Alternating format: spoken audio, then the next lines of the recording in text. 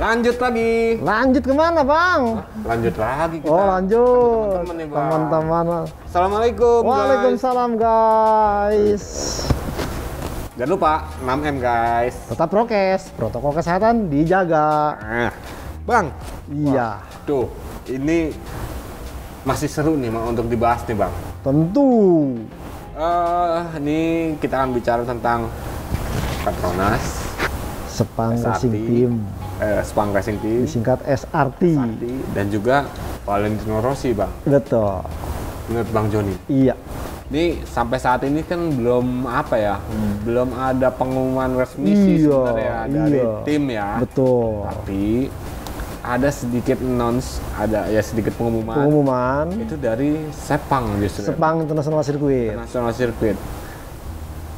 Soal ya inilah Pecah Petronas kongsi dan Sepang Racing Team. Artinya Petronas nggak akan mendukung tim. Ya, tadi Bang. Tidak mensponsori lagi di musim 2022. Ya mungkin bukan sponsor sebagai sponsor utama, betul. Kayak sekarang nih Petronas. Ini kan title sponsornya kan Petronas, Yamaha, SRT, Sepang Racing Team. Nah, ini udah nggak kayak gitu kali. Betul. Tapi siapa tahu ada ya sponsor kecil. Ya. Gitu mungkin. Masih ada. Nah, menurut Bang Joni. Iya. Bener nggak sih? Kemarin tuh ya Sepang International Circuit mengumumkan atau memberikan rilis bahwa pihak Petronas yang menjadi sponsor utama sejak 2019 ini tidak akan memberikan support dan dukungan sepenuhnya lagi mulai 2022. Artinya mulai 2022 ya. Akhir musim ini terakhir. Ini kan 2001. Iya, 2001, 2022 udah enggak. Oh gitu. Itu. Ini berkenaan dengan kondisi mungkin ya banyak dikait-kaitkan karena Valentino Rossi pergi. Salah satu rumornya itu, betul. Bang. Ya, gua kontraknya Petronas nih. Betul. Gua ngontrak nerusin perpanjang apa kayak gimana iya, Valentino Rossi. Betul. Kalau Valentino Rossi terus, gua akan terus. Betul. Tapi karena Valentino Rossi pensiun, ya udah. Enggak gitu. Ya karena kalau kita melihat ya ada benarnya karena kalau kita melihat sejarah Sepang Racing Team menjadi tim MotoGP ini kan agak sedikit unik. Ya. Ini agak berbeda dengan tim-tim yang lain dan tim yang lain itu kan udah cukup lama warawiri dan bahkan ada yang memutuskan untuk tidak mengambil slot MotoGP karena kemahalan. Tiba-tiba Sepang masuk karena pada saat itu Tech 3 memutuskan berhenti sebagai tim satelit Yamaha. Yamaha itu agak sedikit kebingungan saat itu, Yamaha Motor Company. Akhirnya dengan bantuan Dorna melobi kepada Sepang Racing Team yang saat itu menjalankan Moto2 dan Moto3. Ya, nah, karena memang selama ini Sepang Racing Team itu memang sebenarnya membibit pembalap-pembalap atau talenta muda Malaysia di kelas kejuaraan dunia Moto2 dan Moto3. Nah, kemudian melakukan dealing, akhirnya ketemu dan memang prosesnya terkesan ekspres karena waktu itu pengumuman pertengahan tahun, kemudian akhirnya launching Petronas Yamaha Sepang Racing Team. Cuma memang ada handicap pada saat itu karena kalau kita melihat campur tangan Dorna lebih besar sehingga membuat kerjasama mulus. Tapi kalau kita melihat soal pasokan motornya, bagaimana dulu sempat diincar Dani Pedrosa sebagai pembalapnya, cuman kemudian Dani Pedrosa memutuskan mundur karena katanya nggak disediakan motor pabrikan. Iya, hingga kemudian akhirnya jalan dengan Quartararo, si Petronasnya dengan Quartararo dan Morbidelli. Ya. Meskipun waktu hasilnya mencengangkan karena memang kondisinya juga agak-agak sedikit unik dengan kondisi pandemi. Tapi dan bahkan mereka secara spektakuler mampu menjadi di tahun pertamanya menjadi juara dunia tim independen. Ya. Nah, ternyata kasusnya masih menggantung di saat musim 2020 kemarin itu. Bagaimana slot untuk tahun berikutnya, bagaimana kesediaan motor untuk tim Petronas ini. Ternyata ya lagi-lagi faktor sebuah tim bisa mendapatkan, dalam hal ini tim independen mendapatkan motor yang sesuai dengan spek pabrikan. Bagaimana sebenarnya Tech 3 itu sebenarnya udah ngomong, kasih dong saya motor yang spek yang sama dengan pabrikan ke Yamaha, tidak digubris. Akhirnya makanya dia gabung dengan KTM dan akhirnya dapat motor sekarang yang sama speknya dengan tim pabrikan. Jadi pada saat itu KTM, kemudian Ducati melihat bahwa keberadaan tim satelit ini linear dengan pengembangan dan riset motor MotoGP mereka.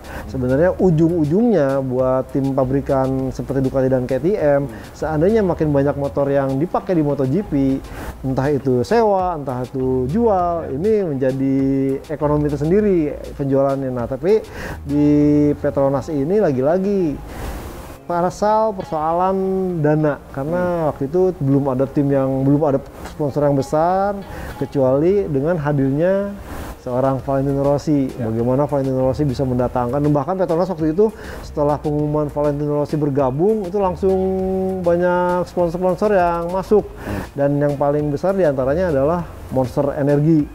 Dan yang paling hal lagi ya, sempat dengar kabar juga, itulah pertama kali Petronas Yamaha SRT punya motor spek pabrikan. Akan tetapi jomplang dengan motor keduanya, itu motor yang umurnya umur 2 tahun. Ya, dengan kondisi seperti ini agak menyulitkan, padahal ya Petronas pengen mempertahankan detail independennya seperti tahun lalu, tapi motor speknya tidak begitu bagus. Kemudian kedatangan juga Valentino Rossi yang memang meskipun disupport pabrikan tapi tidak terlalu bagus. Ya, performa Petronas pun di musim ini agak sedikit jeblok dibanding 2 tahun sebelumnya. Dan itu pun berimpact ke kelas Moto2 dan Moto3-nya. Bagaimana John Dixon dan Xavi Vierge yang sempat disebut-sebut sebagai pembibitan buat ke MotoGP juga tidak bagus. Dan kemudian sama McPhee juga akan keteteran. Akhirnya mungkin Petronas ini yang merupakan produsen minyak bumi nasional Malaysia dan bukan Indonesia, juga menghadapi kondisi yang sulit nih saat ini dengan pandemi, mungkin pemasukan dan income-nya tidak cukup bagus. Akhirnya memutuskan tidak memperpanjang kontrak. Memang sih kontraknya bukan yang multi tahunan gitu, mungkin cuma hanya per musim, dan akhirnya mumpung 2021 ini udah tengah musim, Petronas memutuskan untuk tidak melanjutkan. Dan memang dari pihak Petronas Sepang Racing Team-nya belum ada statement, karena kemarin sempat ada pertanyaan. Jadi media Scrum ada media officernya, jadi kebanyakan tuh lewat chat itu nanyanya ke media officer, kok belum ada pengumuman. Paul Bertrand yang menjadi pengurus di Petronas Sepang Racing Team, dia mengatakan tunggu, kabarnya akan keluar nanti jelang MotoGP Silverstone.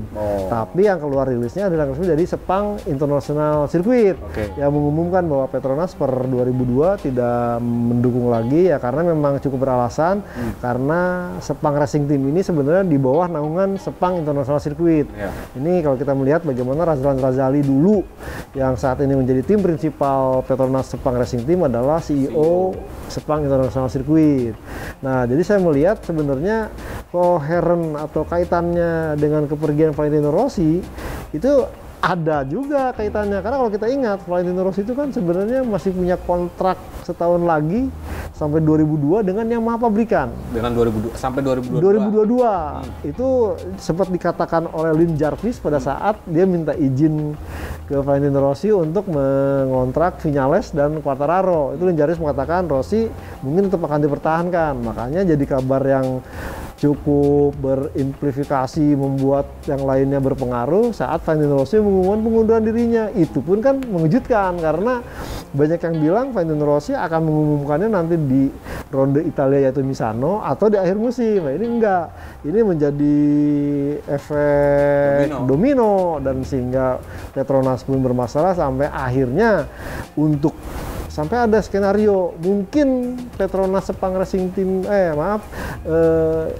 Sepang Racing Team MotoGP itu tetap jalan, tapi mereka mengorbankan Moto2 Moto3-nya, yang padahal Moto2 Moto3 sebenarnya kan cikal bakal untuk bisa mendanai atau mungkin mengalihkan sponsornya ke MotoGP. Cuman ya itu tadi, lagi-lagi pihak media officernya Sepang Racing Team tidak mau berkomentar apa-apa, bahkan ya dong kapan ada Zoom dengan Razlan Razali, ntar yang dipastikan kita akan tetap nunggu kepastian seperti apa nanti bentuknya Sepang Racing Team, apakah tetap di MotoGP, apakah di MotoGP aja tapi tidak di Moto2 dan di Moto3, itu baru nanti di MotoGP Inggris jelang ya 2021 2 pekan lagi.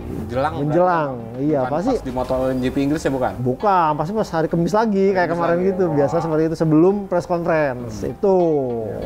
Nah, Bang, atau ya itu kan tadi versinya Bang Joni. Betul. Dan juga ya berdasarkan statement dari Sepang International Circuit, betul. Jadi nggak murni itu Betul. punya Bang Joni bukan? Betul. Ya kita menganalisis dari berbagai macam sumber. Jadi betul. berdasarkan data yang ada, Ya. analisis Bang. Nah, atau jangan-jangan Bang, ya tadi kan udah nih tentang Valentino Rossi kan? Iya. Ya Valentino Rossi keluar ya, akhirnya Petronas juga keluar gitu kan? Betul, betul. Atau jangan-jangan kemahalan kali Bang, bayar Hamilton dan juga bayar timnya Mercedes. Iya nggak? Karena kita tahu nih Bang. Iya. Tadi Bang Joni bilang bahwa ini Petronas alibinya adalah kondisi pandemi. Betul. Ya kan? Jadi secara pemasukan nggak terlalu seperti biasa-biasa. Di satu sisi yang lain, bayar ya menjadi sponsorshipnya F1. Iya. Ini wah ini gila sebenarnya. Ada benarnya karena kalau kita melihat memang secara istilahnya forecast dari Petronas, F1 ini kan emang utama dia. Ya. Dan mereka ya benar-benar serius dan bahkan dengan Mercedes pun cukup lama berkolaborasi dan memang prestasinya cukup mumpuni. Nah, sementara dengan MotoGP ini boleh dikatakan istilahnya datang dadakan. Ya. Dan karena kebetulan waktu itu ya ini juga sih kalau aku melihat dari pihak Dorna mampu melihat pandangan bahwa Sepang International Circuit menjadi host MotoGP, kemudian running tim balap di Moto2 dan Moto3, kenapa nggak ditawarin? Itu sebabnya kan ya tanda petik agak gerak cepat karena ini kan linearnya itu sesama nasionalisme Malaysia sehingga Petronas mendukung. Dan mungkin ya yang namanya sponsor butuh mana prestasi yang dijanjikan, apalagi dengan duet Valentino Rossi dan Morbidelli, bahkan Morbidelli kan Absen cukup lama padahal tahun lalu runner up gitu. Dan kemudian di Moto2 juga bermasalah, Xavi Vierge dan Dixon belum bisa menunjukkan performa terbaiknya. McPhee dan Darren Binder juga, sebenarnya Darren Binder udah berhasil cuman ya kurang konsisten. Jadi ketimbang ya udahlah yang alokasi atau prioritas yang lebih menjanjikan adalah di F1, ya kenapa di MotoGP aja nggak dikorbankan? Karena Petronas pun sebenarnya bukan semacam buang uang aja terus ada sponsornya. Ya. Di F1 juga supply istilahnya bahan bakar dan pelumas, artinya mereka join teknologi. Begitu juga di MotoGP. Di MotoGP ini Petronas menggunakan bahan bakar dan juga pelumas yang istilahnya benar-benar dipakai di motornya Valentino Rossi dan Franco Morbidelli. Oke.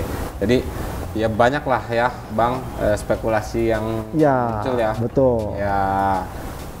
Tapi kita tetap akan tunggu kabar langsung dari SRT-nya. SRT-nya, Sepang Racing Team-nya. Oke Bang Joni. Siap. Jadi ya ada benernya juga ya, karena tadi Petronas cabut karena Rossi. Ada benernya juga. Benernya. Petronas cabut karena F1, ya mungkin kali. Iya juga.